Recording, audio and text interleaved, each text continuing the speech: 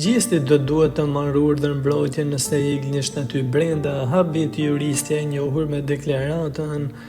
Gjithçka po rrotullohet rreth Big Brother në këtë muaj të fundit që ka mbetur deri në mbarimin e tij, teksa duket që situatat janë bërë më të nxehura se kurrë, me rikthimin e Eglit, si dhe strategjinë e saj që kësaj radhe të dalë kundra Gjestit dhe Rozanës, duket se ka shkaktuar shumë turbullire në rrjet. E ftuar sot në një intervistë me Ronaldo Sharkën ka qenë juristja e njohur Mardiola Baço.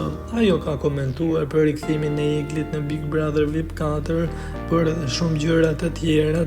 Teksa e pyetur se çfarë do të bëjë Egli pas daljes nga Big Brother VIP në lidhur me angazhimet në muzikë, ajo u shpreh: "Nuk është aq shumë karizmatike, ato këngët me prerje venash kanë një audiencë të caktuar, por nuk prodhojnë lek. Njeriu që të jetë prodhimtar i një audiencë shumë të gjerë janë njerëz karizmatik, një energji mbi normale, një arsyetues të mirë.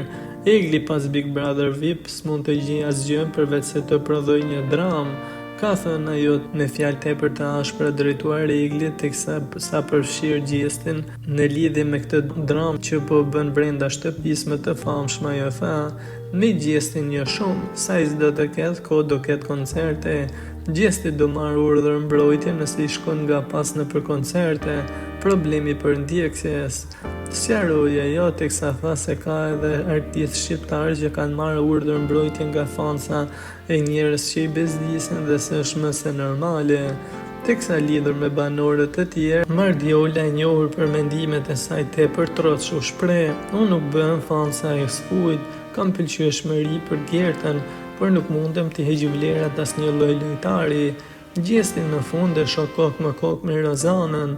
Gerta pengohet sepse ajo do të shpërthejë për ruan statusin e të qenurit nën, të qenurit bashorte, kurse Rozana është më e lirshme te kjo pjesë." Nga kjo intervistë, e cila nuk ju ka pëlqyer as pak fansave të Eglit, duket se ato e kanë sulmuar në postimin e fundit në Instagram, duke akuzuar e madje duke kaluar edhe në sharje, mirëpo juristja nuk ka dashur t'u japë përgjigje.